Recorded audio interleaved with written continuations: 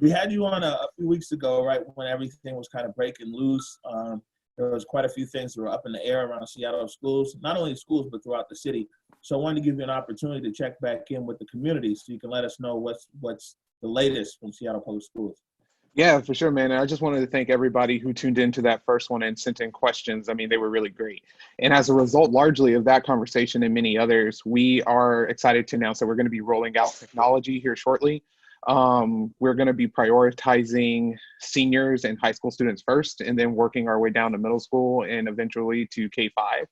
And that's going to be a part of the distance learning that's going to be taking place. And we'll talk a little bit more about that as we get into some of the questions. But that's the big update. And we're also, doing really well with delivering food. I know that we're expanding our program to some meal delivery sites, depending on the school. That's happening at Mercer, and if I'm not mistaken, Eckstein Elementary up north. And then we also are expanding to breakfast, and we are also, in some cases, expanding to dinner.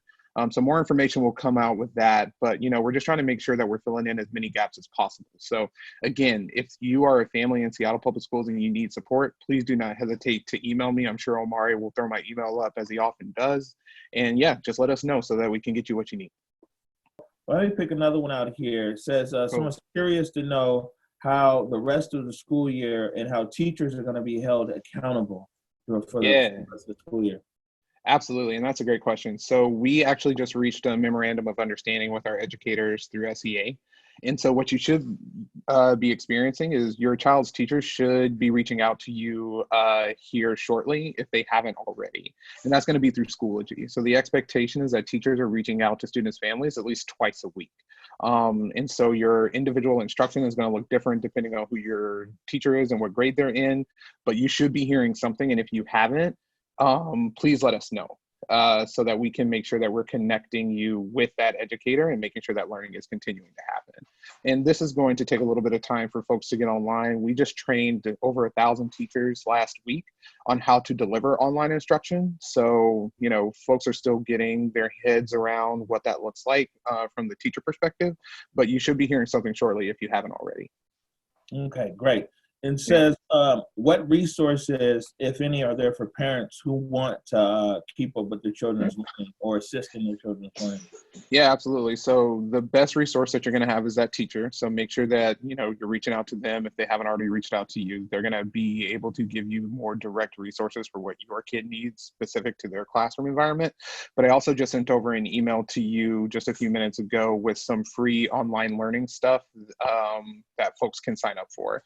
There's a myriad of resources. There's so many things that people could look for online, but again, just going directly to the teacher and seeing what's going to be best is going to be your number one source of information.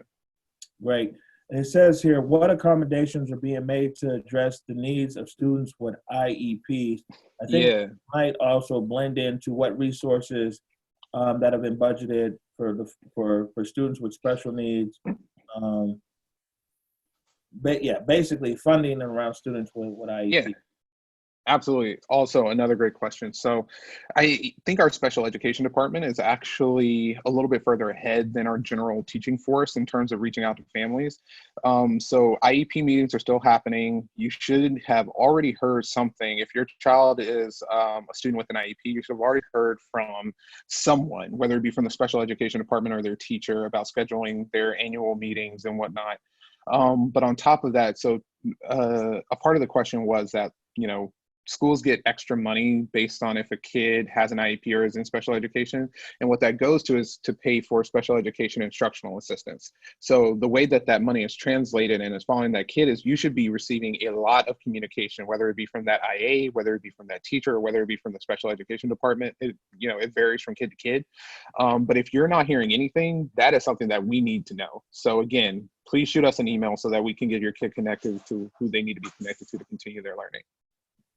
All right. So now you got some heat last time from Ruby Holland. So we're gonna take one. Oh yeah, for sure. I wouldn't say heat. I think that she asked really good questions, and I appreciate it. She did, and man, she's it's a lot underfoot right now, man. Ruby, these people, these predatory real estate agents, man, and finally being followed up. Yeah. So let's see here. So, but one of our questions was about online education, but and they've just been trained in that. Yep, it's coming. Oh, okay. I think this is the same kind of question, but let me just read it just again because of Ruby. I'm in the neighborhood, so I need to make sure I read it. For sure, for sure. So, a question here from Ruby Holland. In Seattle Public Schools, what percentage of African American students are in the gifted program, and what percentage of white students are in special ed?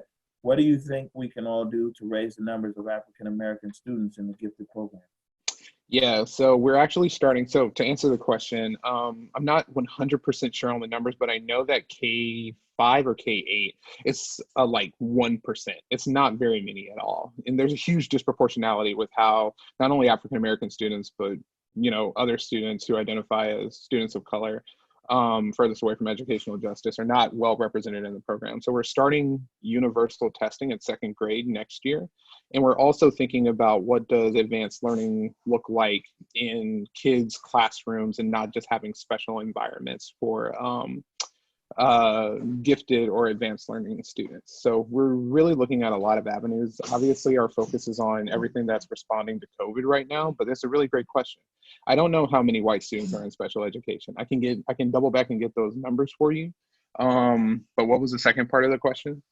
No, I mean, it was just what do you think can be done to raise the number of Black children?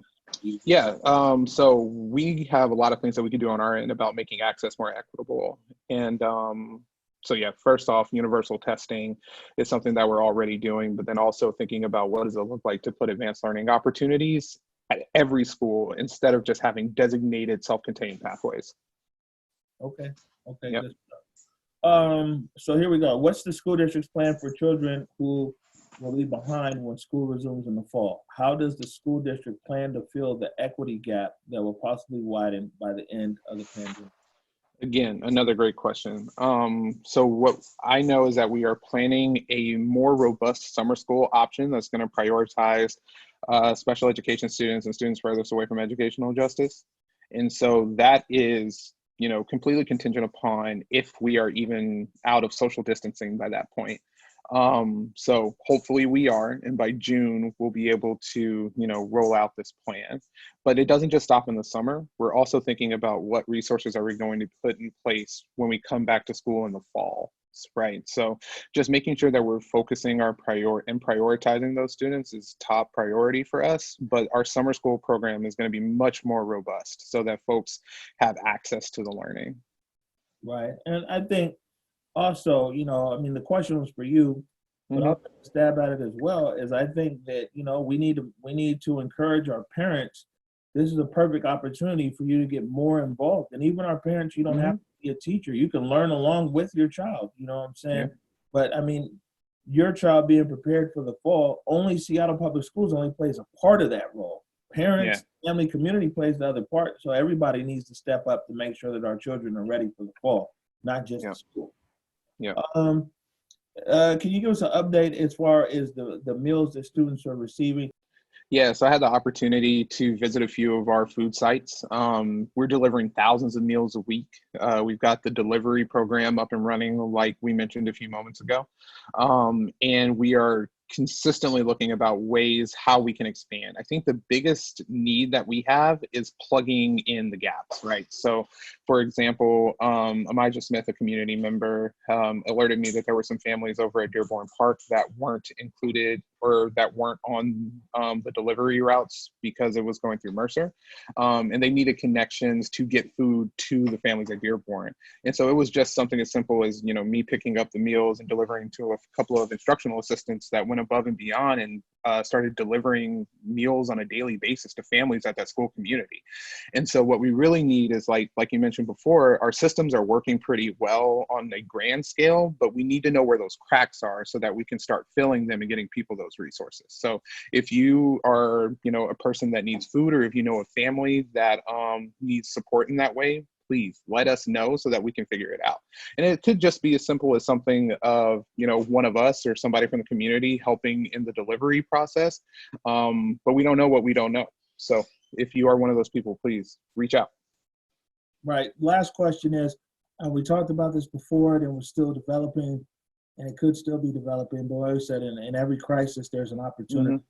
And this is my question. So I guess Yeah.